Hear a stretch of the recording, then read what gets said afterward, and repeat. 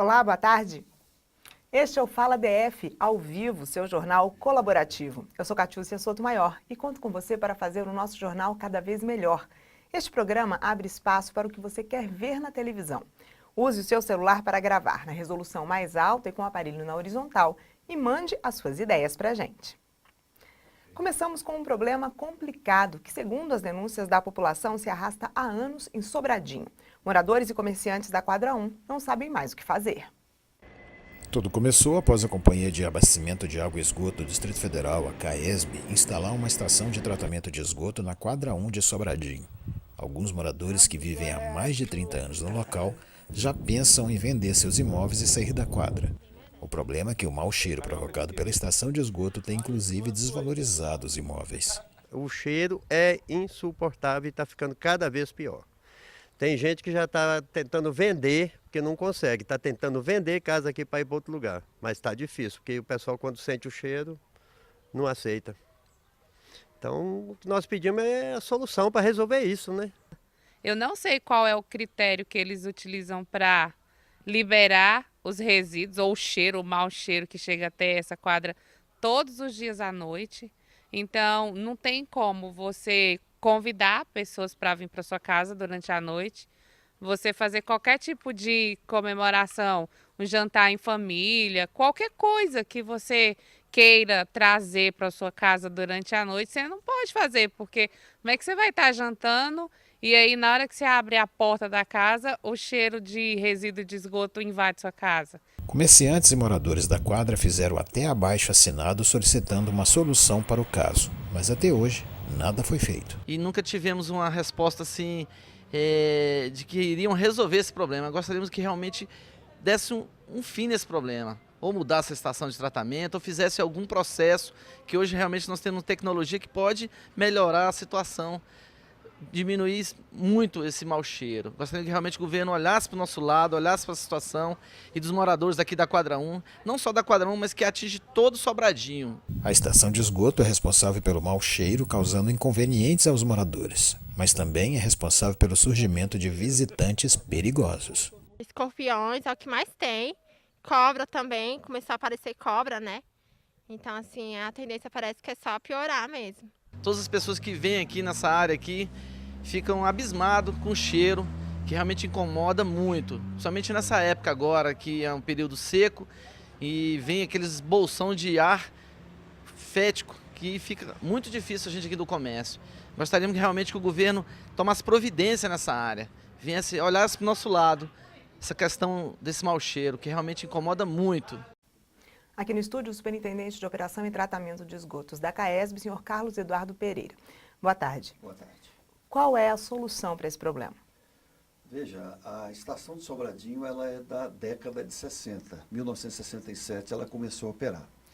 Recentemente, em 2015, a CAESB gastou 22 milhões de reais e ampliou essa estação para permitir a recepção dos esgotos da região de Sobradinho 2 e Grande Colorado.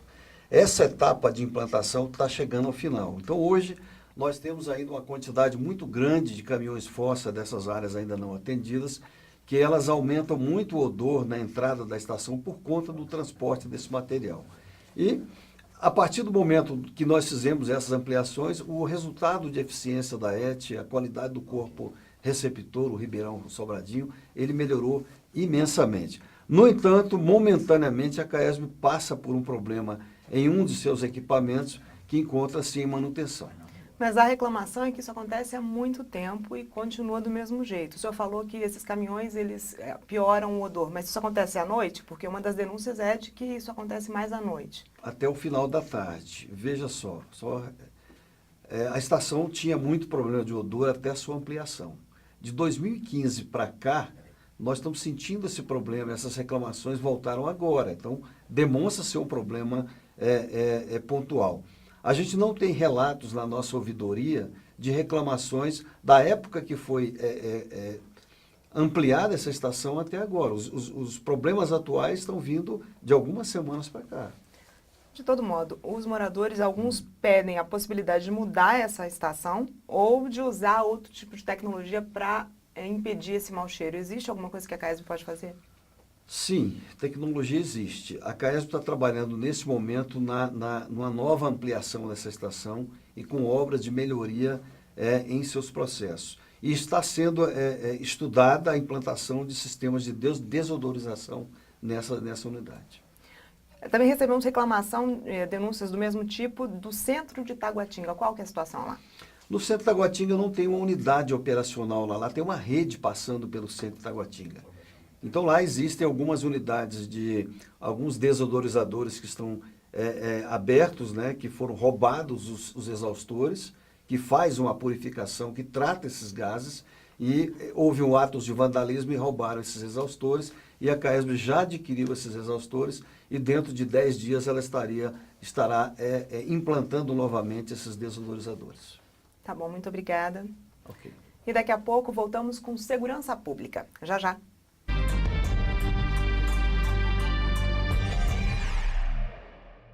Um projeto de lei prevê que o preso pague pelo período que ele ficar na cadeia. Com a gente aqui no estúdio, o comentarista de segurança pública, o delegado da Polícia Federal, Luciano Leiro. O que o senhor acha dessa proposta? Boa tarde, Catiúcia. Boa tarde, telespectadores. Eu acho que essa é uma medida que entra dentro daquele pacote que a gente chama de um pacote de contra a impunidade. Né?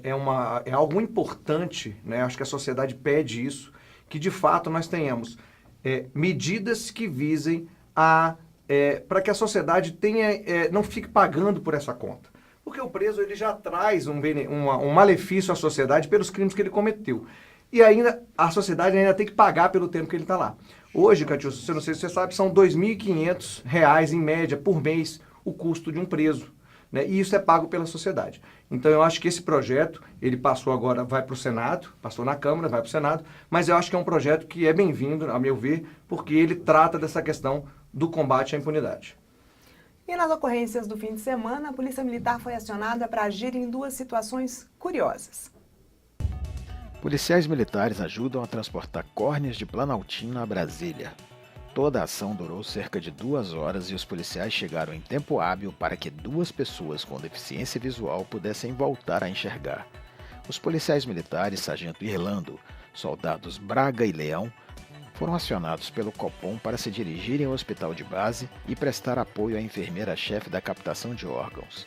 De lá, a equipe se dirigiu até Planaltina, onde conseguiram autorização dos familiares da vítima e seguiram para o hospital de Planaltina para fazer a captação das córneas. Logo após, foram para o hospital de base para que fossem reimplantados nas 2 pessoas. Ciscou no galinheiro errado e foi cantar de galo na delegacia.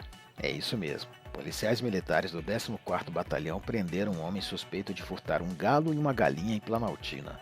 O proprietário dos animais solicitou apoio da PMDF assim que avistou o suspeito pulando o muro de sua residência por volta de meia-noite desta sexta-feira.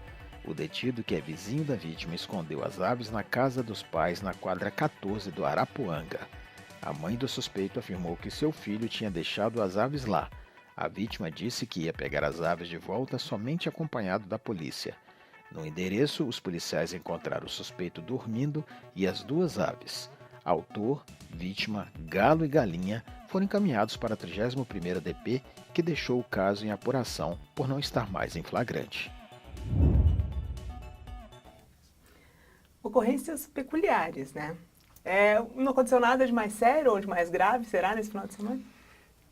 Eu acho que a gente deve ter acontecido alguma coisa mais grave, né? O que chama atenção, e o que eu quero chamar atenção também, é a questão da importância da Polícia Militar, né, que não é só no combate à criminalidade, né? Então esse trabalho aí foi um trabalho muito bonito, essa questão do transporte que foi feito, né? Então a gente vê que a Polícia Militar também tem outras funções e isso é de suma importância. E a outra questão é da questão bem peculiar aí dessas aves aí e que a gente chama a atenção de que, na verdade, esses tipos de crime é que realmente acabam sobrecarregando o trabalho das polícias, né? Tem que ter uma ação mais seletiva, né? Eu me recordo até de um caso quando eu era agente da Polícia Civil e que nós tivemos uma ocorrência por conta de uma planta que havia sido cortada por um vizinho, aparentemente por um vizinho. Então foi feita uma ocorrência policial, foi acionada a perícia para que a perícia fosse até o local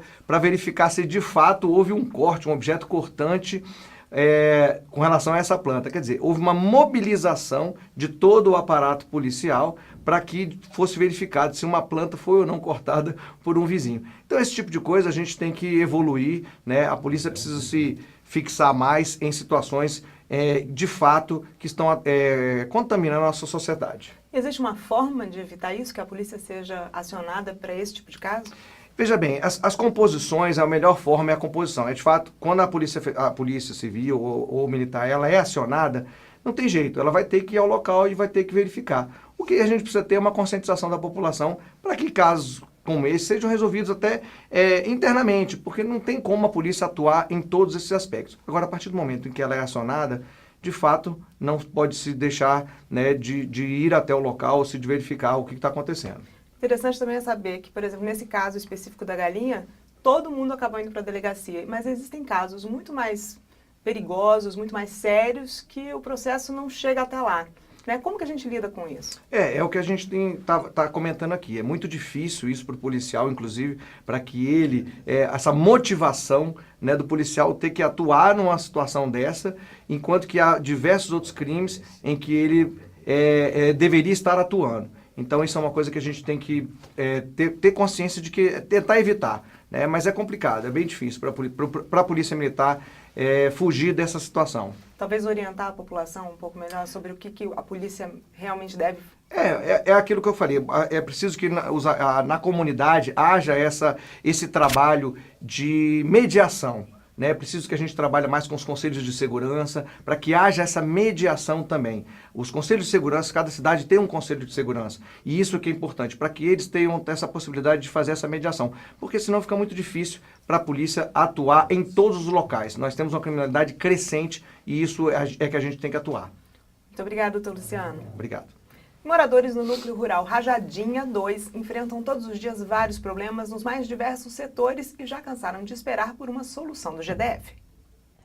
Uma área simples às margens da DF-130, quilômetro 11, e privada de quase tudo. Assim é o núcleo rural da Rajadinha 2, que existe há mais de 25 anos e faz parte da região administrativa de Planaltina. Aqui vivem cerca de 1.200 moradores que enfrentam todos os dias diversos problemas. Os problemas aqui são muitos, né? Segurança, muita poeira, falta de água. Às vezes ficamos até uma semana sem água da CAESB. Aí a gente sofre bastante com essa situação. De 4 em 4 anos vem esses políticos aí, a gente está apoiando, trabalhando para ver se a gente acontece um benefício. Só que os caras só prometem a gente e não faz nada, nada. Sem acreditar mais nas promessas do governo e de políticos em busca de votos, os moradores da Rajadinha decidiram arregaçar as mangas, fazendo uma ação entre vizinhos e comerciantes para resolver o problema da falta de pavimentação que tem incomodado a todos, durante as chuvas ou no período de seca. Mora 9 anos aqui, é uma luta constante, né?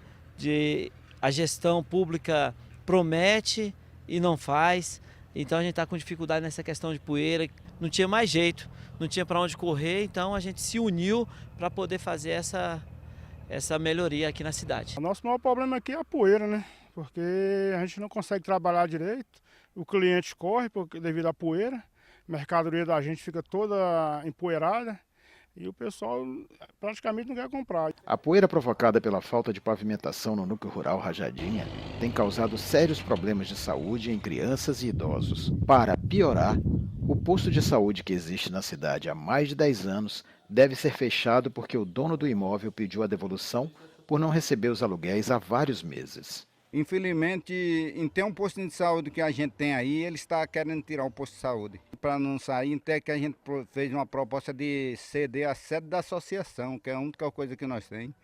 Infelizmente, desse posto não sair, porque se sair, está morto o povo, porque o povo nem transporte tem para ir lá no Planaltina. Todo mundo gripado, tossindo, é meio complicado para a gente aqui. Inclusive a questão de saúde das crianças, dos idosos, tem sofrido muito com isso, ao ponto dos moradores, ao ponto dos comerciantes ter que fazer isso daqui.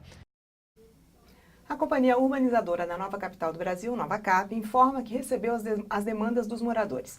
Contudo, diz que o núcleo rural Rajadinha 2 é uma área rural e não tem, portanto, um plano urbanístico aprovado para executar a pavimentação, nem projetos de drenagem pluvial.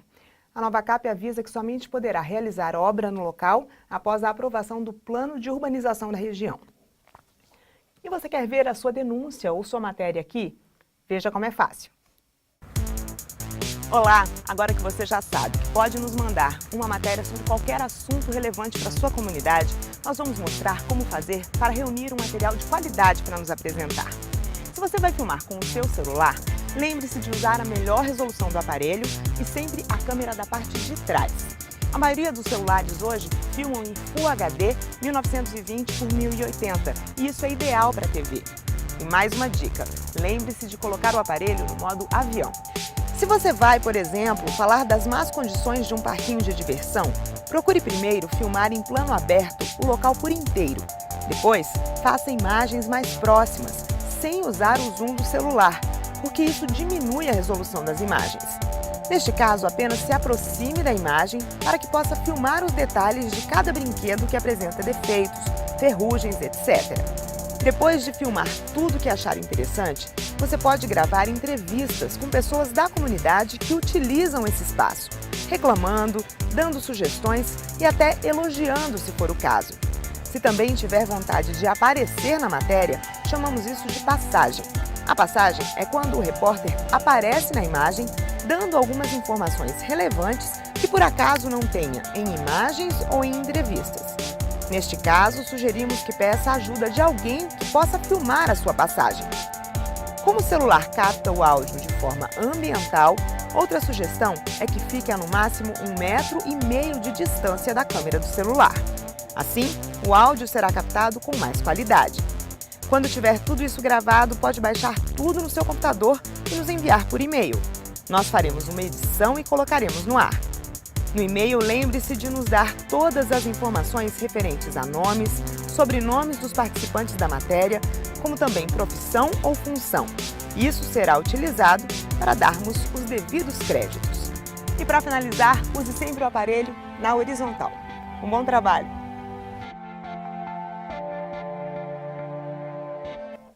No próximo bloco, o 5º entrevistado da série com os pré-candidatos ao GDF, o ex-deputado distrital Alírio Neto. Daqui a pouco.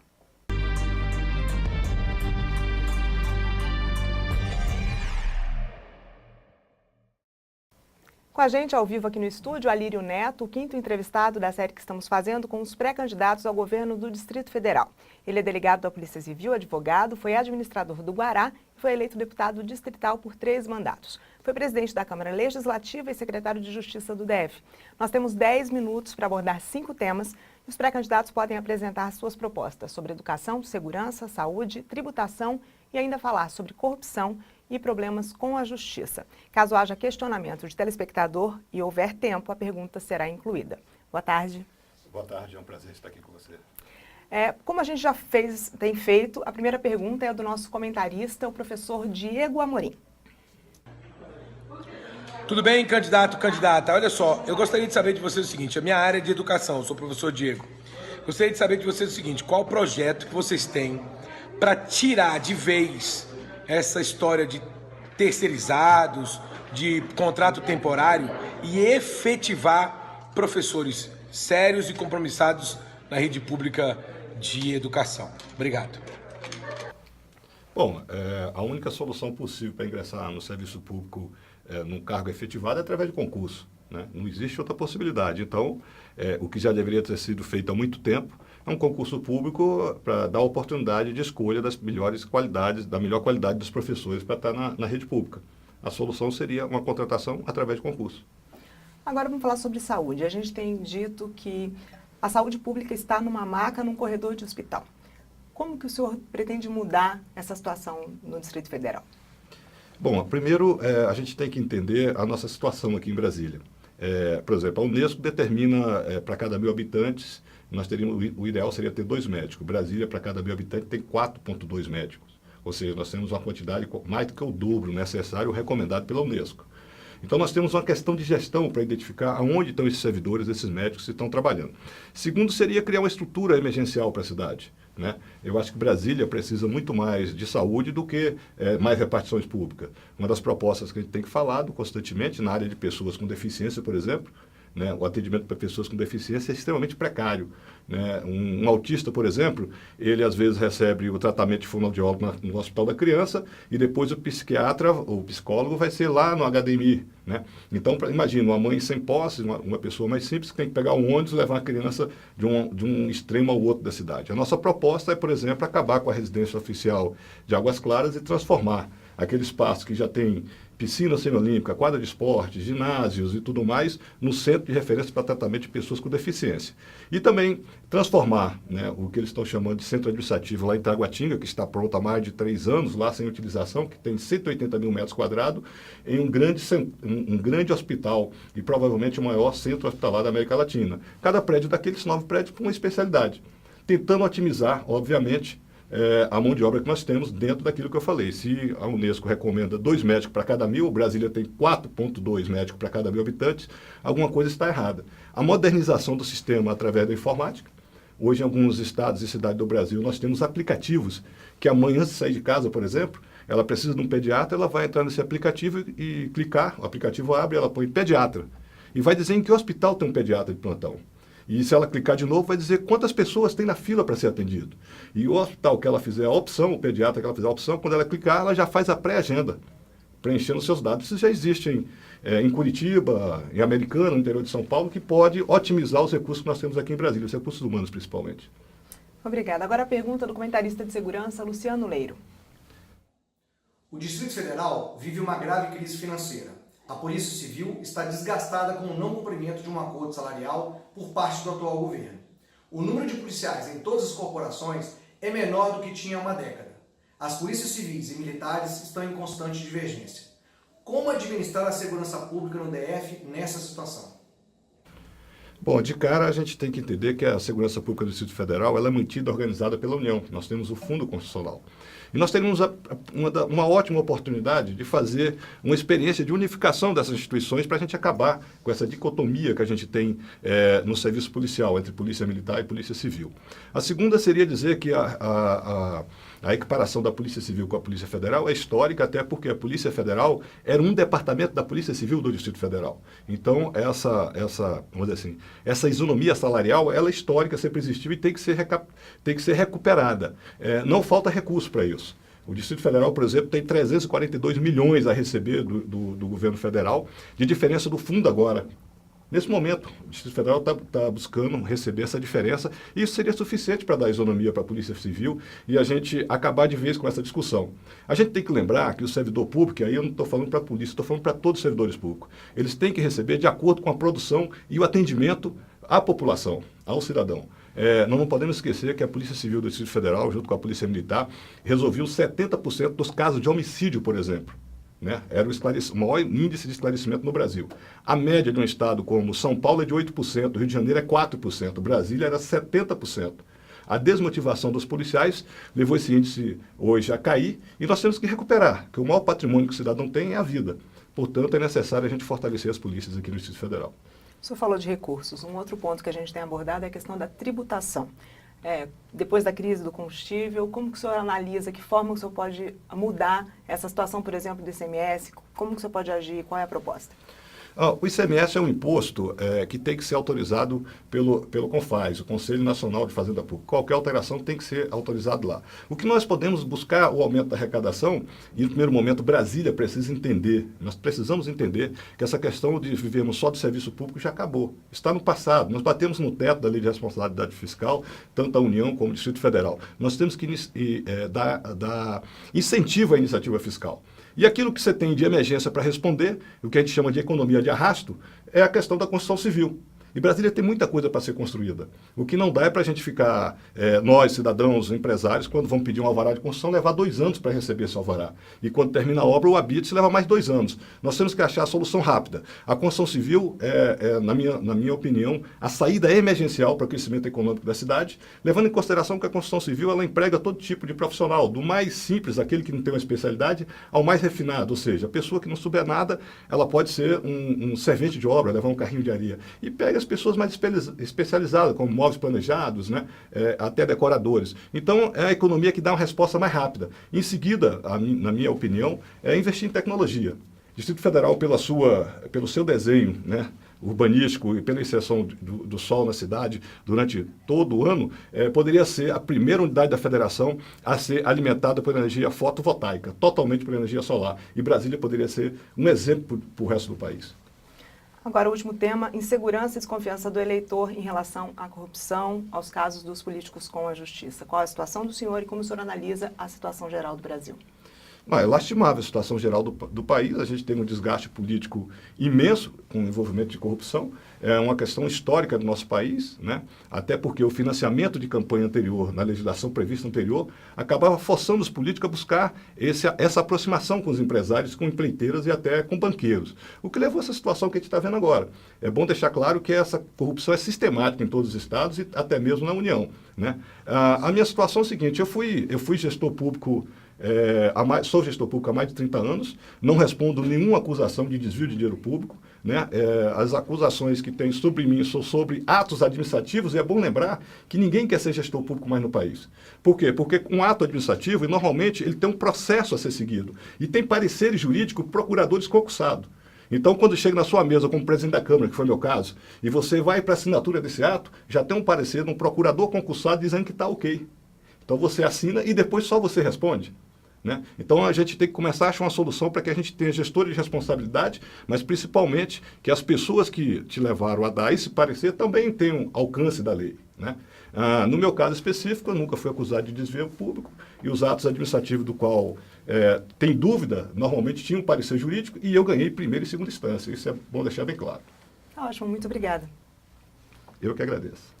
E esta edição chegou ao fim. Obrigada pela sua companhia. Eu te espero aqui na TV União, canal 11.1, amanhã, às 13h30, ao vivo, com mais um Fala DF, que pode ser feito por você. Mande a sua colaboração. E se quiser rever as matérias e entrevistas, estamos no YouTube. Acompanhe também nossas redes sociais. O Facebook é o Fala DF e o Instagram é o @FalaDF. Vamos fazer este jornal juntos. Até amanhã.